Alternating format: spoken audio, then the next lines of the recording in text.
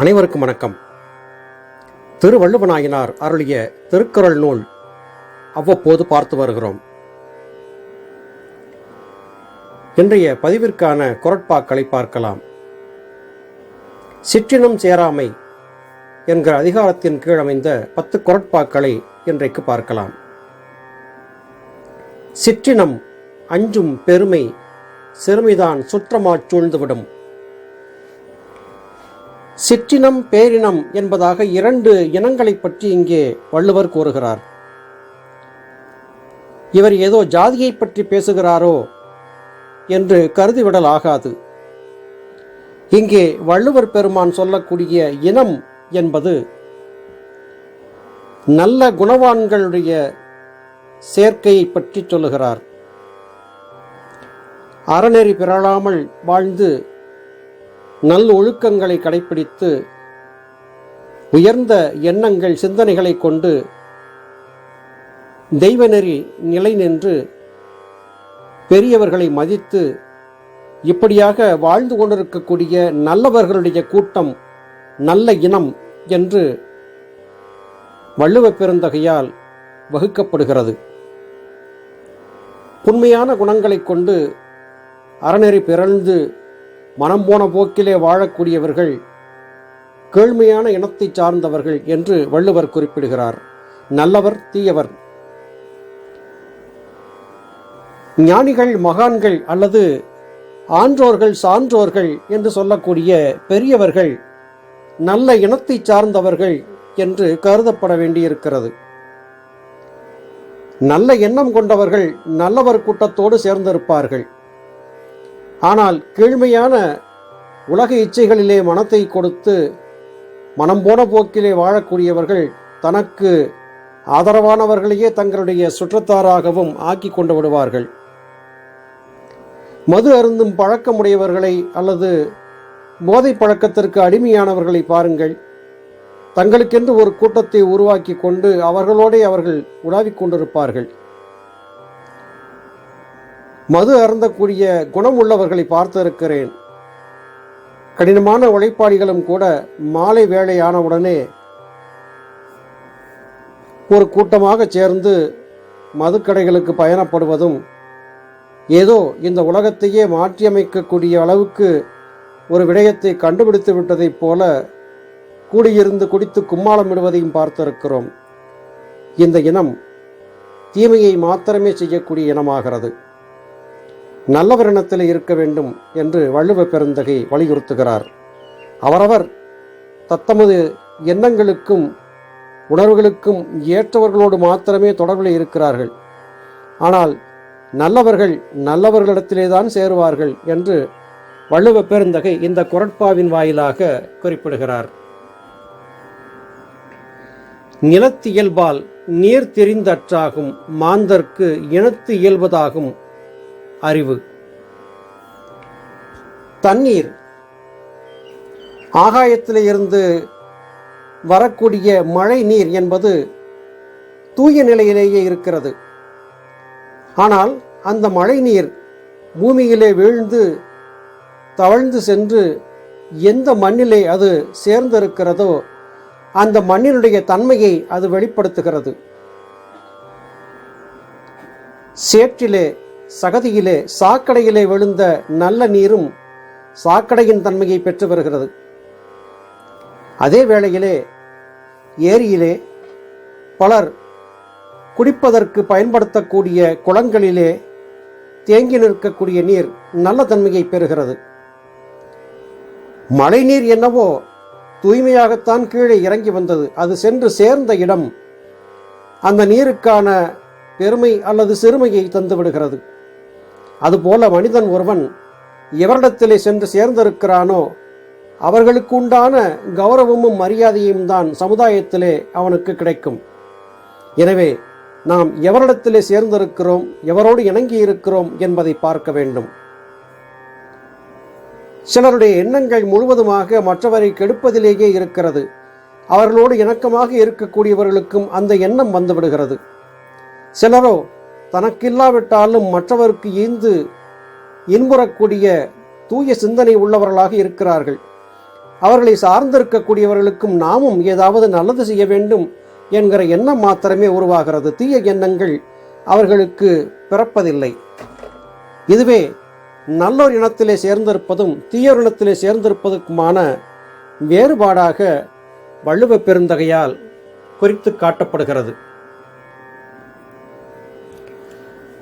மனத்தானாம் மாந்தர்க்கு உணர்ச்சி இனத்தானாம் இன்னான் எனப்படும் சொல். மனம் எவ்வழி செல்கிறதோ அவ்வழியே சிந்தனையும் செல்கிறது. நம்முடைய எண்ணங்கள், செயல் ஆகியவையெல்லாம் மனதின் தூண்டுதலின் பேரிலாக நடக்கிறது. ஒருவனை பற்றி சொல்லும் போது, இதோ இங்கே செல்கிறாரே, இவர் என்னவராகிய பெரியவரிடத்திலே இருக்கிறார், அவர்களோடு சேர்ந்திருக்கிறார், எனவே இவர் உத்தமமான பண்பாளர் என்று மற்றவர் பார்த்து வியக்கும்படியாக ஒரு இனத்திலே சேர்ந்திருப்பவன் பெருமை உறுகிறான். ஐயோ இவனா, இவன் அந்த கூட்டத்தை சார்ந்தவனாயிற்றே, அவர்கள் அடாத செயல் செய்யக்கூடியவர்கள், அவர்களோடு சேர்ந்திருக்கக்கூடிய இவனும் அடாத செயலை செய்யக்கூடியவன் தான், இவன் தீயவன் என்று அவன் சேர்ந்திருக்கக்கூடிய இனத்தை கொண்டே அவனுக்கு கெட்ட பெயர் என்பது வந்து விடுகிறது. எனவே நாம் எங்கே சேர்ந்திருக்கிறோம், எவரிடத்திலே இணங்கி இருக்கிறோம் என்பதிலே கவனமாக இருக்க வேண்டும் என்று வள்ளுவ பெருந்தகை குறிப்பிடுகிறார். மனத்து உளது போல காட்டி ஒருவருக்கு இனத்து உளதாகும் அறிவு.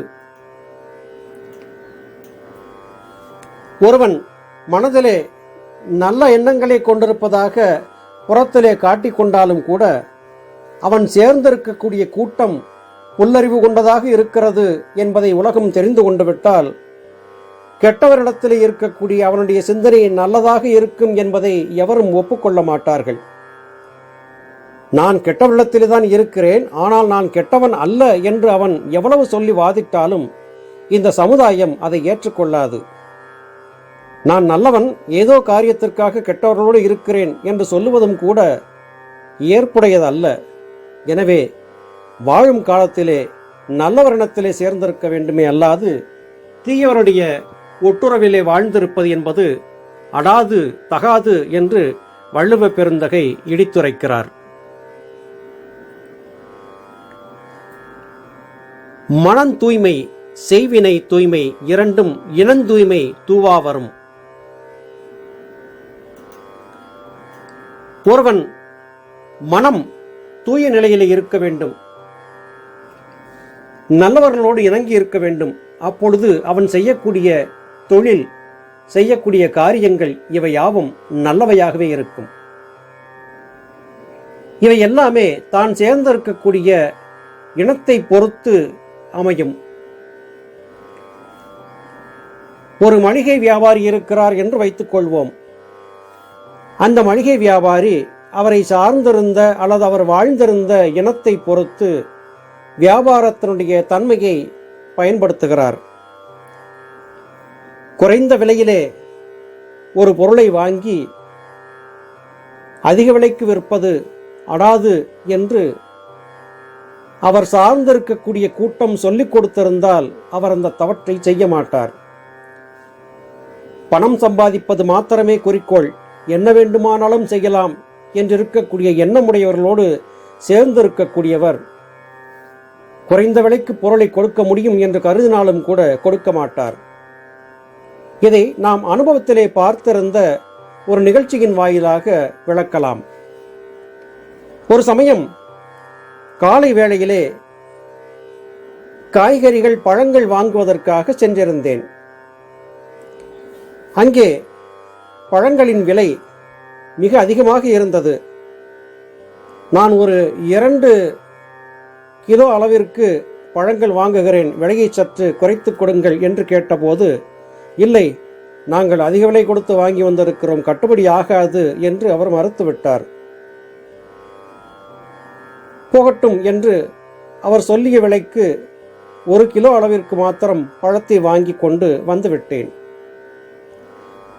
மறுநாள் காலையிலே அதே பகுதிக்கு செல்லுகிறேன். எந்த பழங்களை விலை குறைத்து தர முடியாது என்று அவர் சொன்னாரோ அந்த பழங்களிலே அழுகிப்போன பெரும்பகுதியை சாலையிலே எடுத்து வீசியிருந்ததை பார்த்தேன். மனம் சற்று வேதனையுற்றது. என்ன இந்த மனிதன் வீதியிலே கொட்டி வீணாக்கினாலும் ஆக்கலாம், விலையை குறைத்து மாத்திரம் யாருக்கும் தந்துவிடக் கூடாது என்பதில் இவ்வளவு குறிப்பாக இருக்கிறானே, என்ன இவன் புத்தி, என்ன இவன் போதம் என்று மனம் வருந்தி அங்கிருந்து அகன்றேன். இந்த அனுபவம் நம்மில் பலருக்கும் ஏற்பட்டிருக்கும். ஒரு கூட்டம் இருக்கிறது, வர்த்தக நரிகள் கூட்டம். இந்த நரிகள் கூட்டம் மலிவான விலையிலே எவருக்கும் எதையும் கொடுத்து ஏழைகளுக்கு அதனுடைய பலன் கிடைத்துவிடக் கூடாது என்பதிலே குறிப்பாக இருக்கிறது. இது நியாயமில்லாத நிலை என்பதை பற்றி அவர்கள் கிஞ்சித்தும் சிந்திப்பதில்லை. இதை நாம் தொடர்ந்து கண்கூடாக பார்த்து வருகிறோம். இந்த இனம் நல்ல இனம் அல்ல. இவர்கள் செய்யக்கூடிய தொழில் நல்லதொரு உணவுப் பொருளை, பழங்களை விற்கக்கூடியதாக இருந்தாலும் கூட அவர்கள் சேர்ந்திருக்கக்கூடிய நிலை, அதை கொண்டு இது நடக்கிறது. மற்றொரு உதாரணத்தை இங்கே சொல்லுகிறேன். எங்கள் பகுதிகளிலே வாரச்சந்தை என்று சொல்லக்கூடிய காய்கறி, மளிகை உள்ளிட்ட சகல பொருட்களும் கிடைக்கக்கூடிய சந்தை வாரந்தோறும் வியாழக்கிழமைகளில் நடப்பது வழக்கம். பெரும்பாலும் காலையிலே வெகு சீக்கிரமாகவே சென்று காய்கறிகளை வாங்கி வந்து விடுவது என்னுடைய வழக்கம். ஒரு கடையிலே காய்கறி வாங்கி கொண்டிருக்கிறேன். ஒருவர் அங்கிருந்து வேக வேகமாக வருகிறார். எல்லா கடைக்காரர்களிடம் நான் இன்ன விலைக்குத்தான் இந்த பொருளை விற்கிறேன், நீங்களும் அதே விலைக்கு விற்றுக்கொள்ளுங்கள் என்று சொல்லிவிட்டு செல்லுகிறார். உள்ளே நுழைவதற்கு முன்பு இந்த நபர் வந்து சொல்லுவதற்கு முன்பாக ஒரு குறிப்பிட்ட விலையிலே ஒரு காயை நான் வாங்கிவிட்டேன். அங்கிருந்து 2 கடைகள் தாண்டி செல்வதற்குள் அவர் அந்த கடைகளை தாண்டி விலையை சொல்லக்கூடியவர் சென்று விட்டார். 3வது 4வது கடைக்கு போகும்போது நான் வாங்கிய அதே காயின் விலை 10 ரூபாய் அதிகப்படுத்தி அடுத்த கடையிலே சொல்லினார்கள். திரும்பி வந்தபோது நான் எந்த கடையிலே குறைத்த விலைக்கு காயை வாங்கினேனோ அதே கடைக்காரரும் அவர் சொல்லிய விலைக்கு விற்று கொண்டிருப்பதை பார்க்க முடிந்தது. இது வியாபாரிகள் செய்யக்கூடிய கடுகத்தனையும் நல்ல மனம் இல்லாத செயல் என்பதை கண்டுகொண்டேன். கூடி பேசுகிறார்கள் வியாபாரிகள். இந்த விலைக்குத்தான் விற்க வேண்டும், அதிக விலைக்கு விற்க வேண்டும் என்று கூடி பேசுகிறார்கள். அதே கரிகாயின் விலையை மாலை வேளையானவுடனே பாதியாக விலை குறைத்து விற்கவும் ஆரம்பிக்கிறார்கள். ஏனென்றால் அந்த கரிகாய்கள் வெயிலிலே கிடந்த காரணத்தால் வாடிவிடும், மறுநாள் விலை போகாது என்பதற்காக. முடிந்த வரையிலும் பழித்த வரையிலும் வந்தவர்களிடத்திலே பணத்தை பறித்துவிட வேண்டும் என்பதிலேயே இந்த வியாபாரிகள் குறிப்பாக இருப்பதை பார்க்க முடிகிறது. இவர்களெல்லாம் நல்ல இனமா? இல்லை. வள்ளுவ பெருந்தகை குறிப்பிடக்கூடிய சிறிய புத்தி கொண்ட இனத்தைச் சார்ந்தவர்கள். இவர்களைத்தான் சேரக்கூடாத இனத்தார்கள் என்று வள்ளுவ பெருந்தகை பிரித்து சொல்லுகிறார். மனம் தூயார்க்கு எச்சம் நன்றாகும், இனந்தூயார்க்கு இல்லை நன்றாகாவினை. நல்ல மனம் கொண்டவர்கள் நல்லவர்களுடைய சேர்க்கையை சேர்கிறார்கள். அவர்கள் செய்யக்கூடிய காரியங்கள் யாவுமே நல்லதாகவே இருக்கும். அவர்களுக்கு புகழ் என்பது அவர்கள் வாழ்ந்ததற்கு பிறகும் எஞ்சி நிற்கும். ஆனால் நன்மையில்லாத காரியத்தை செய்யக்கூடியவன் எந்த காலத்திலும் நல்ல பெயரை பெறுவதில்லை. அவன் சேர்ந்திருந்த இனத்தை கொண்டு அவனுக்கும் அது கெட்ட பெயரைத்தான் உருவாக்கி கொடுக்கிறது என்று வள்ளுவ பெருந்தகை குறிப்பிடுகிறார். மனநலம் மண்ணுயிருக்கு ஆக்கம், இனநலம் எல்லா புகழும் தரும். இந்த மண்ணுலகத்திலே நல்ல வாழ்க்கை வாழ வேண்டும் என்று கருதக்கூடிய ஒருவன் நல்ல எண்ணம், நல்ல புத்தி, நல்ல சிந்தனை கொண்டவனாக இருக்க வேண்டும். அந்த எண்ணம் கொண்டவன் மூலமாக இந்த மண்ணுலகத்தில் இருக்கக்கூடிய மற்ற ஜீவராசிகளுக்கும் கூட நன்மையை விளையும். ஆனால் அதே வேளையிலே கெட்ட எண்ணம் கொண்டிருக்கக்கூடியவன், அவன் செய்யக்கூடிய காரியங்கள் இந்த உலகத்தில் உயிர்களுக்கு எல்லாம் கெடுதலையே உண்டாக்கும். நல்ல இனத்திலே சேர்ந்திருந்து நல்லபடியாக வாழக்கூடிய ஒருவனுக்கு பெயரும் புகழும் வந்து சேரும். மனநலம் மாத்திரம் முக்கியமில்லை, சார்ந்திருக்கக்கூடிய இனநலத்தை கொண்டும் அவனுடைய மனநலம் மாறி அமையும் என்பதை வள்ளுவ பெருந்தகை குறிப்பிடுகிறார். நீ நல்லவனாக இருந்தாலும் நீ சேர்ந்திருக்கக்கூடிய கூட்டம் சரியில்லாமல் இருந்தால் உன்னுடைய மனமும் மெல்ல மெல்ல அவர்களைப் போலவே தீமையான சிந்தனை கொண்டதாக மாறிவிடும். எனவே சேரும் இனத்தை அறிந்து சேர் என்று வள்ளுவ பெருந்தகை குறிப்பிடுகிறார்.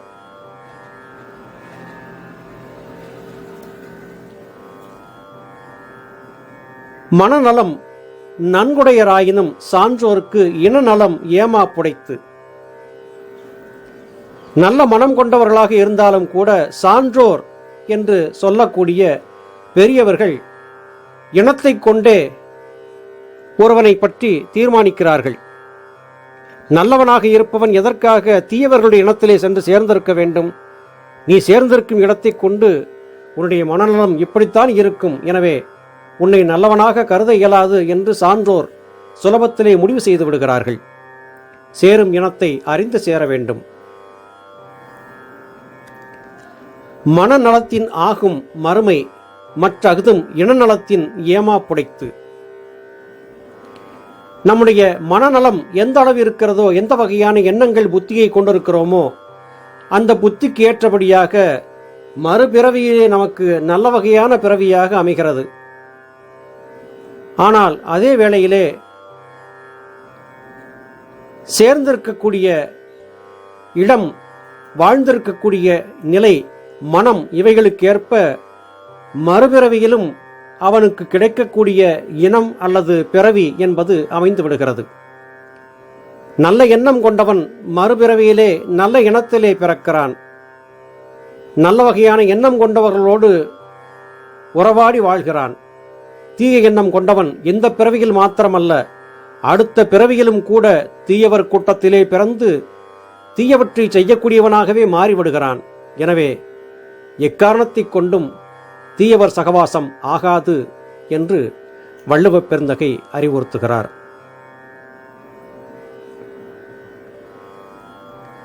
நல் இனத்தின் ஊங்கும் துணையில்லை, தீயினத்தின் அல்லற்படுப்பதும் இல். நல்லவர் கூட்டத்தோடு சேர்ந்து வாழக்கூடிய ஒருவனுக்கு இந்த உலகத்திலே எந்தவிதமான துன்பமும் வந்துவிடாது. அப்படி வரக்கூடிய துன்பத்திலிருந்தும் அவன் சுலபமாக விடுதலை பெற்று விடுகிறான். அதே வேளையிலே தீயவர் கூட்டத்திலே சேர்ந்திருப்பவனுக்கு அவன் தேடாவிட்டாலும் கூட தீய விளைவுகள் அவனை நோக்கி வந்து கொண்டே இருக்கும். எனவே மனிதர்களாக பிறந்த நாம் ஒவ்வொருவரும் சொந்த அறிவை கொண்டு சிந்தித்து பார்த்து நல்லவர் எவர் என்று தேர்ந்தெடுத்து அவர்களோடு இணக்கம் காட்டியிருக்க வேண்டுமே அல்லாது தீயவர் கூட்டத்திலே சேர்ந்திருந்து அற்ப உடல் இச்சைகளுக்காக, அற்ப உலக ஆசைகளுக்காக தவறான காரியங்களை செய்து தவறிலேயே நம்முடைய வாழ்க்கையை தொலைத்து விட்டோம் என்று இருந்துவிடல் ஆகாது. எனவே நீங்கள் எந்த இனத்திலே சேர்ந்திருக்கிறீர்கள், யாரோடு இணங்கி இருக்கிறீர்கள் என்பதை கவனித்து நல்லவரோடு இணங்கி இருங்கள். அது உங்களுக்கும் நல்லது, இந்த உலகத்திற்கும் நல்லது என்று வள்ளுவ பெருந்தகை அறிவுறுத்துகிறார். நல்லது சகோதர சகோதரிகளே, மீண்டும் அடுத்த பதிவிலே உங்களை சந்திக்கிறேன். அதுவரையிலும் நன்றி, வணக்கம்.